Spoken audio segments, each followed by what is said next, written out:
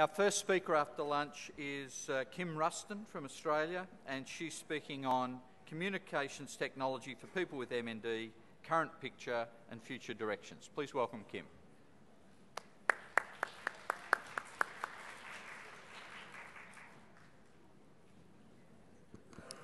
Good morning, everyone. It's a huge pleasure to be here today. I'll be speaking on behalf of my Sydney University colleagues Anna, Jan, Parathna and Lynette about a project we recently completed in partnership with MND New South Wales. New South Wales is pictured here on the map of Australia. Sydney is the capital city where we live. However, our project was not confined to the city. It worked with people with MND from all over the state. At the time of the project, there were 447 members of MND New South Wales. Part of the Master of Occupational Therapy program at the University of Sydney is a community project. Our group shared an interest in motor neurone disease, otherwise known as ALS, and we approached MND New South Wales to discuss opportunities for a project. At this point, it is important to emphasise that we are students, so we don't have the insights gained from the professional experiences most of you do here. However, as our project progressed, we began to recognise that the information that we were gathering could be of interest to a wider audience of people who care about and work with people with MND. So why do a project on communication technology? A few quotes from our qualitative data can express this better than we ever could. This is from a carer. The biggest thing for me is that MND stops a person from being independent, but with the computer, my sister was able to communicate, interact, and be very much a part of our life. We're so grateful that she had this equipment. And again, the difference technology has made to my life is unbelievable. It has brought such joy and given me back my independence. I may not be able to speak or swallow, but I still keep my sense of humour. I love to travel, play bingo, and make the most of each day. However, not everyone feels the same way. I've never done that, I've never seen that, and I don't think my computer is sophisticated enough to do that. I don't think the doctors would want me to do that. If they wanted me to, well, I guess maybe, but it would have to be them asking me. Through close consultation with MND New South Wales, it was decided that our team could provide a snapshot of MND New South Wales members with regard to what types of communication technology people were using, any barriers to use, their skill levels and their aspirations. The aim of the project was to gather information that could be useful in guiding MND New South Wales decisions about technology use, equipment purchase and communication strategies with members in the future. The project had three areas of scope. Firstly, to look at current literature relating to MND and communication technology. Secondly, the design and distribution of a survey to identify what communication technology people with MND are currently using, like their computers, the tablet computers, the internet and telehealth. And finally, to bring these two together to suggest future opportunities for MND New South Wales. Now to the literature. Research is quite limited on communication technology use and preferences for people specifically with MND, and is mainly comprised of qualitative studies or case series. The literature search we did was very broad, so I'll confine the overview to the four topics listed on the slide, as they are the most relevant to our findings. Communication devices. The inconsistency of symptoms and speed of progression of MND means that many people are unprepared for the reality of using AAC. Each person with MND progresses differently, and this complicates decisions about intervention and places great learning demands on those with MND who feel the need to get their head around new technology at an extremely challenging time. And finally, the useful lifespan of devices can be short.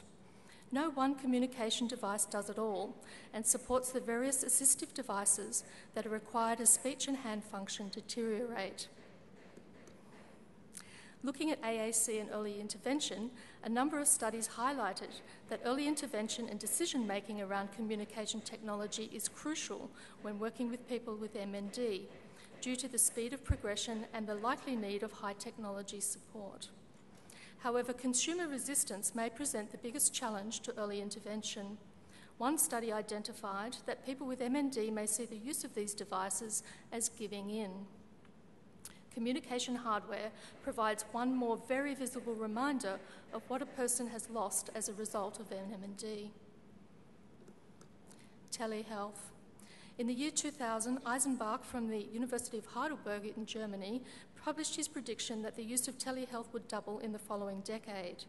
In hindsight, it was a very conservative estimate. The main advantage of telehealth is that service is provided in the client's environment at a relatively low cost. Some of the disadvantages, however, are privacy and security issues, low technological literacy for some client, and alternate client preferences.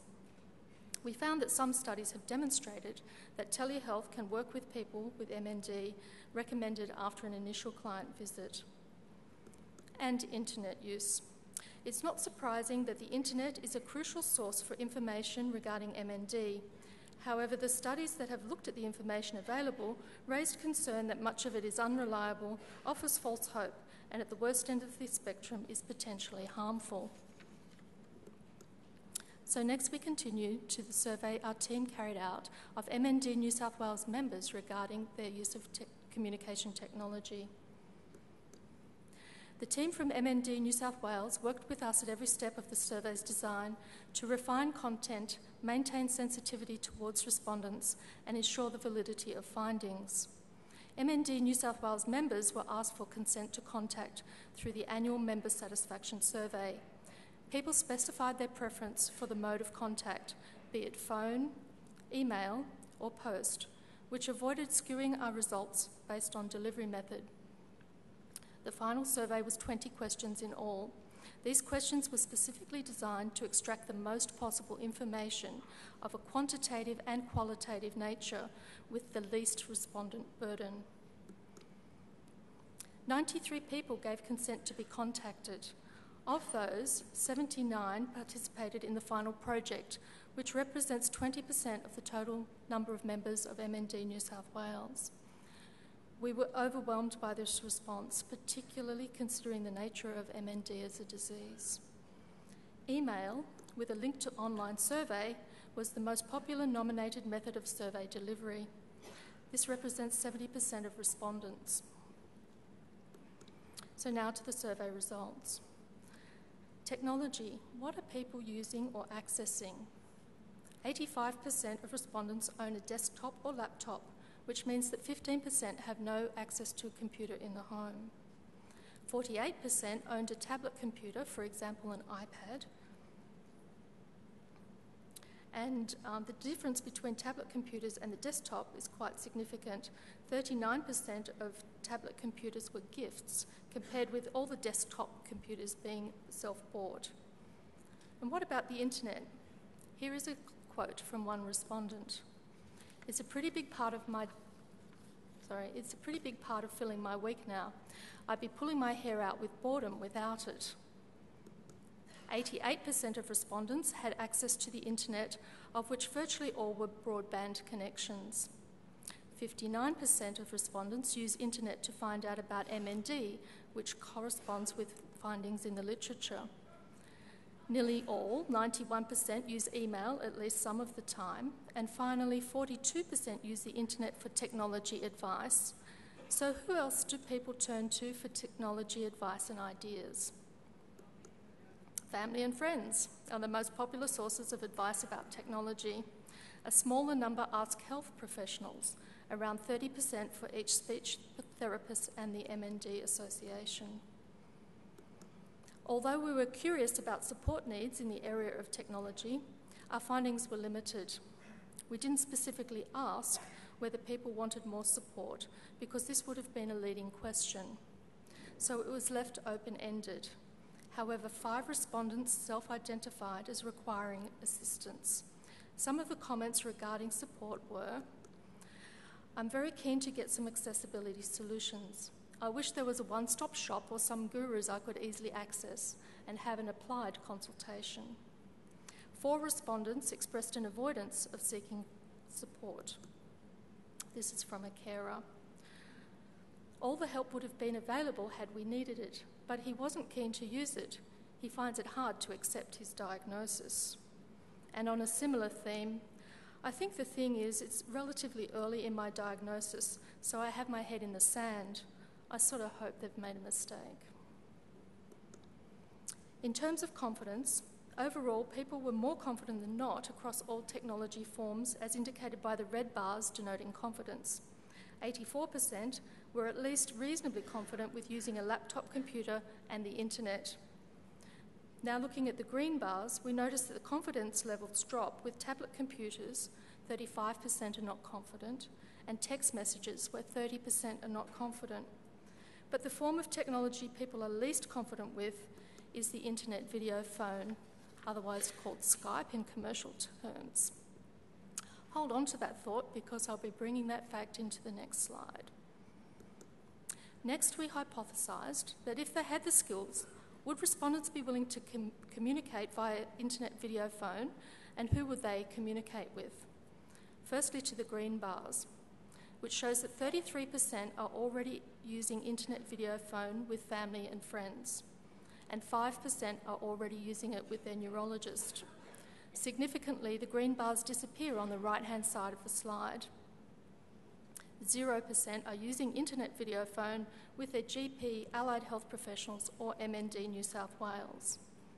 But now look at the red bars.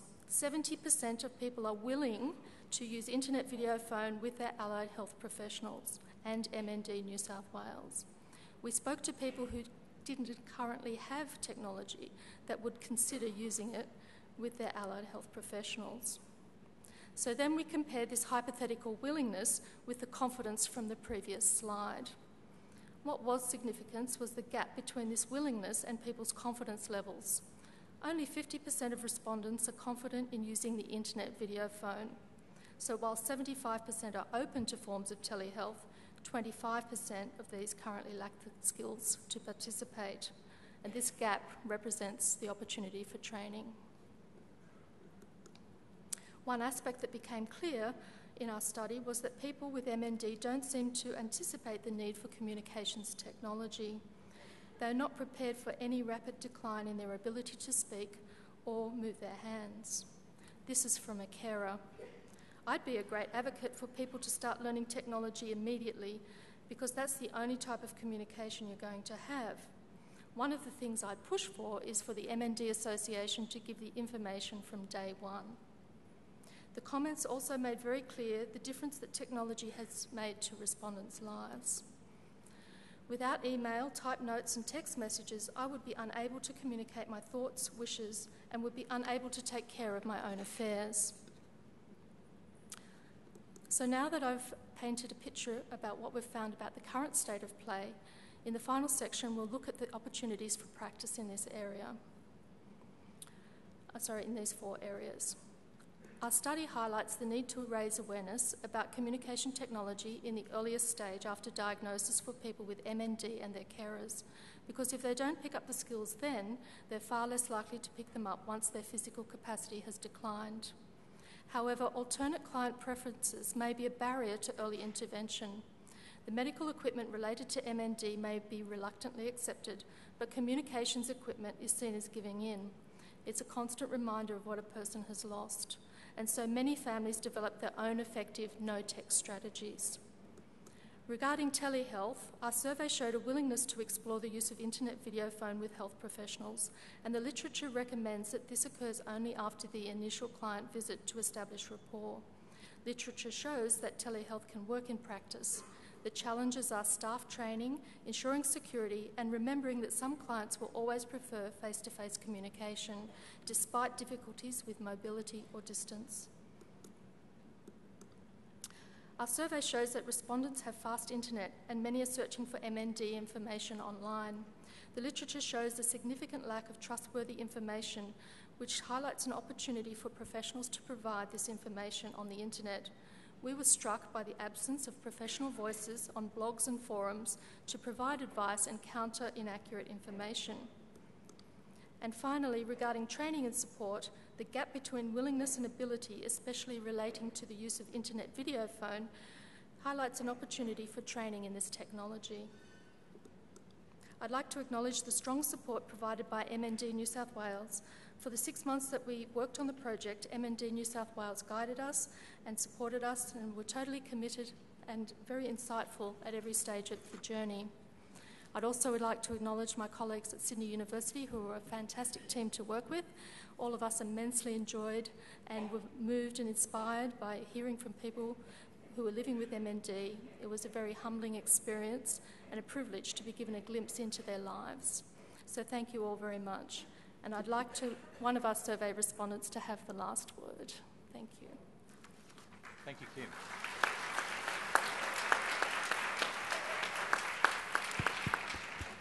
Just before I call for questions, I would like to apologise for the hammering.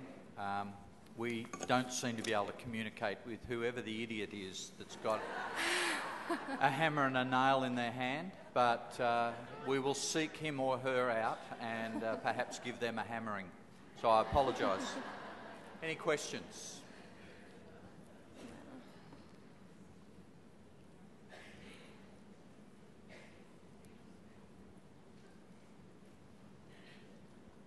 Hello, my name is Mairead. I'm from Bart's MND Centre in London. I just wanted to ask if you had any questions on your survey about how they were accessing the technology.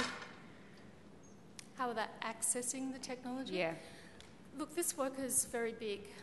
It's very hard to bring it all together in 15 minutes, so we've actually just selected some items that were more applicable to an international audience. When you're talking about iPads, for example, a lot of them were gifts. Are you talking about assistive technology, eye gaze and things like that, or?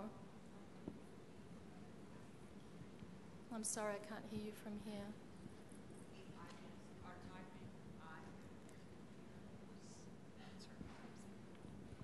It was just around how they're accessing the technology in terms of going from physically being able to use their hands to other ways they're accessing. Did you document that in the survey? We did have a question about assistive equipment. The responses were not mandatory. There was only one mandatory question. There were 79 participants in the survey. The response rate for that was quite low, and the people were using all sorts of assistive devices with their current technology. And we looked at things like speech apps as well, but we're talking about numbers of maybe 5 or 6. So the good news is that this survey is an online survey and also available in hard copy. It's available to send out every year if MND New South Wales wish to accumulate further data. There were quite a few questions that had low response rates, and barriers was one of them, and adaptive equipment was varied, so the numbers really did come down quite low. One more question. Back corner.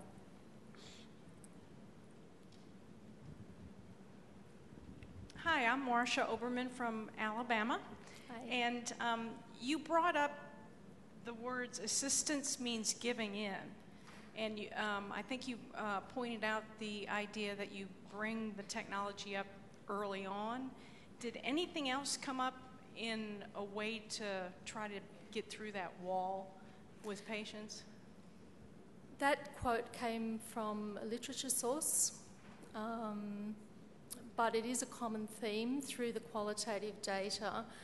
There is a lot of resistance of people with MND in accepting help in ways, shapes and forms, and often it becomes quite an emergency situation or a very short response time to address the issues when finally they consent to receiving assistance.